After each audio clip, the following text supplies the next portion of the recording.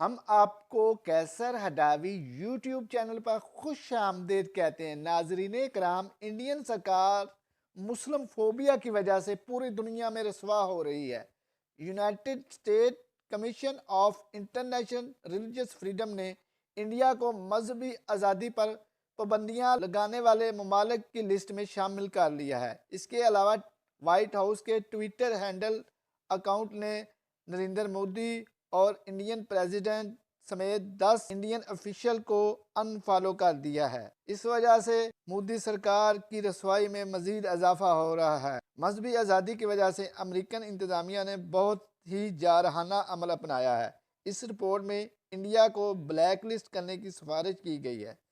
امیت شاہ اور دیگر B J پی رہنماؤں کو بلیک لسٹ کرنے کا کہا گیا ہے۔ اس رپورٹ میں کہا گیا ہے کہ 2019 کے بعد انڈیا میں خصوصی طور پر مسلمانوں کو حملوں کا نشانہ بنایا جا رہا ہے۔ اس رپورٹ میں انڈین وزیر داخلہ امیت شاہ کے بیان کا بھی حوالہ دیا گیا ہے کہ جس میں انہوں نے کہا ہے کہ مسلمان تارکین وطن ایک دمک ہے۔ اس رپورٹ میں جموں اور کشمیر کا بھی حوالہ دیا گیا ہے۔ اس میں کہا گیا ہے کہ یہ واحد مسلم جس کی اکثریتی حیثیت کو ختم کر دیا گیا ہے۔ اس رپورٹ میں دہلی کے فسادات کا بھی ذکر کیا گیا ہے جس میں مسلمانوں کا قتل عام کیا گیا، مسلمانوں کے مکانات، گھروں اور املاک کو جلایا گیا۔ اس رپورٹ سے ظاہر ہوتا ہے کہ انڈیا ایک ہندو کٹر اسٹیٹ بننے جا رہا ہے جس میں اقلیتوں کی آزادی کی کوئی گنجائش نہیں۔ U S C I R F کی رپورٹ کے مطابق یو پی کے وزیر اعلیٰ یوگی آدتیہ ناتھ کا بھی حوالہ دیا گیا ہے۔ انہوں نے کہا ہے کہ جو بھی ناگرکتا قانون کی مخالفت کرے گا ہم اس سے بدلہ لیں گے، ہم اسے بریانی نہیں کھلائیں گے بلکہ انہیں گولی کھلائیں گے۔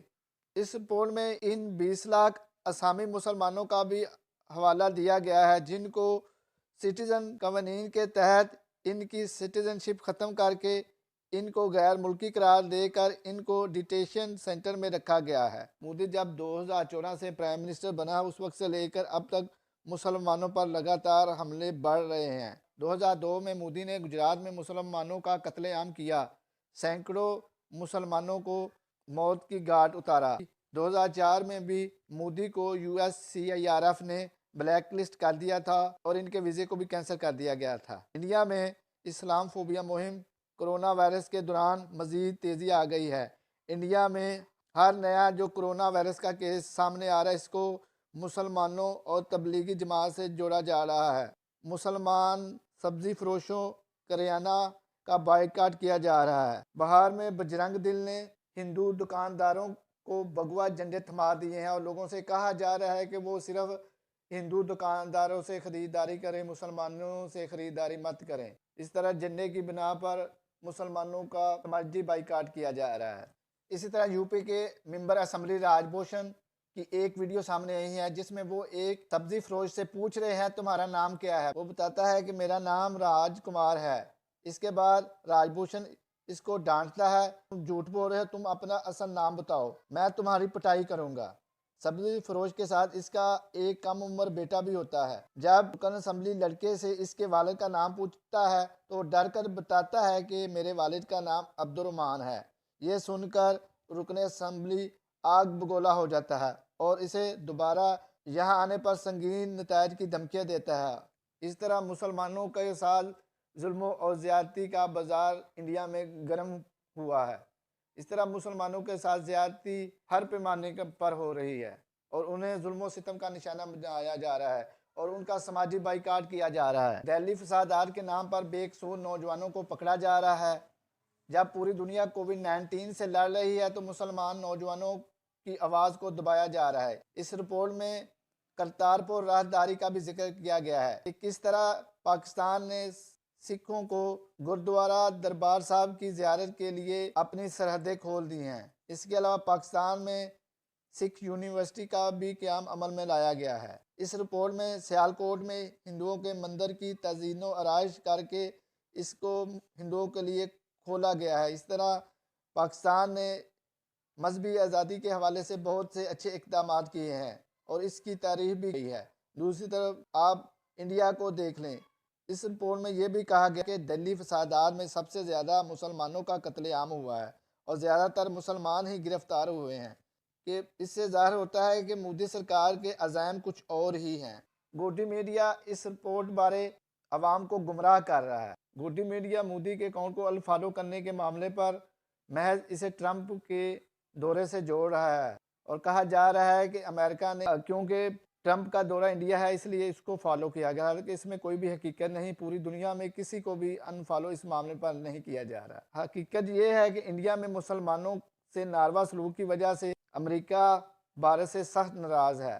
مذہبی آزادی کے معاملے پر انڈیا کو کسی صورت رعایت دینے کو تیار نہیں اور وہ اس معاملے پر کسی حد تک بھی جا سکتا ہے۔ حال تک کہ حقیقت یہ ہے کہ انڈیا میں مسلمانوں سے ناروا سلوک کی وجہ سے پوری دنیا انڈیا سے ناراض ہو چکی ہے، خصوصاً بی جے پی، بجرنگ دل اور RSS کے رویے کی وجہ سے پوری دنیا میں انڈیا کی بدنامی ہو رہی ہے اور انڈیا کو اس بارے میں سوچنا ہوگا۔ گزشتہ دنوں UAE، کویت، OIC، بحرین اور قطر نے بھی انڈیا کے خلاف جارحانہ رویہ اختیار کیا ہے۔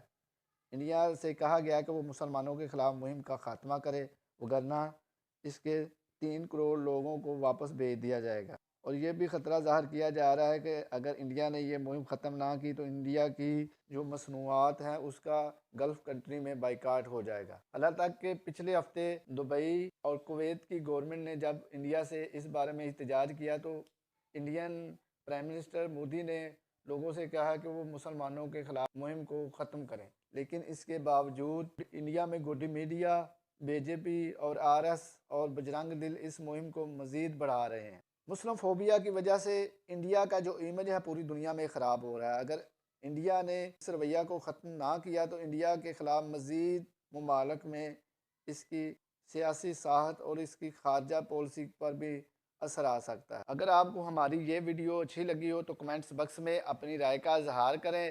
اگر آپ نے ہمارا چینل کیسر ہداوی سبسکرائب نہیں کیا تو جلدی سے سبسکرائب کر لیں تاکہ ہر نئی آنے والی ویڈیو آپ کو بر وقت مل سکے، اور ساتھ گھنٹی کے آئیکن کو دبانا مت بھولیے گا تاکہ ہر نئی آنے والی ویڈیو کا نوٹیفیکیشن آپ کو بر وقت مل سکے۔ خدا حافظ۔